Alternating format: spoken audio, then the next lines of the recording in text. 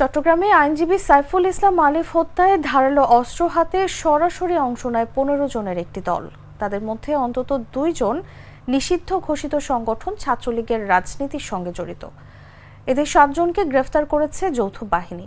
বিষয়টি নিশ্চিত করে কোতোয়ালী থানার ভারপ্রাপ্ত কর্মকর্তা ফজলুল কাদের বলেন, ঘটনাস্থলের সিসিটিভি ফুটেজ পর্যালোচনা করে হত্যাকাণ্ডে জড়িতদের চিহ্নিত করা হয়েছে।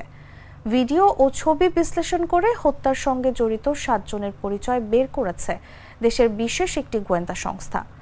জড়িত ৭ জন হলেন বিজিসি ট্রাস্ট ইউনিভার্সিটির এলএলবির ৩৬তম ব্যাচের ৪র্থ সেমিস্টারের ছাত্র শুভকান্তি দাস, চট্টগ্রামের মেথরপট্টি এলাকার বাসিন্দা সুমন নন্দী, হাজারীগলি এলাকার মৃত মনোরঞ্জন দের ছেলে বিকাশ দে, কোতোয়ালীর জলসা মার্কেট এলাকার মৃত সুধীর চক্রবর্তীর ছেলে নারায়ণ চক্রবর্তী ও বন্দরের নিমতলা এলাকার মানিকদের ছেলে মন্টু দে।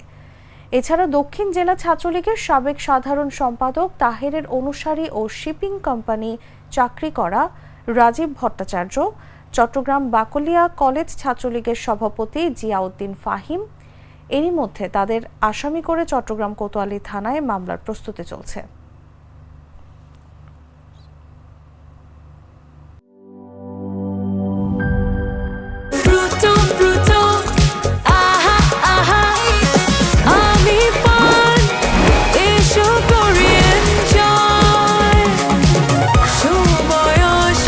প্রাণ ফ্রুটো, সময় অসময় ফ্রুটোময়।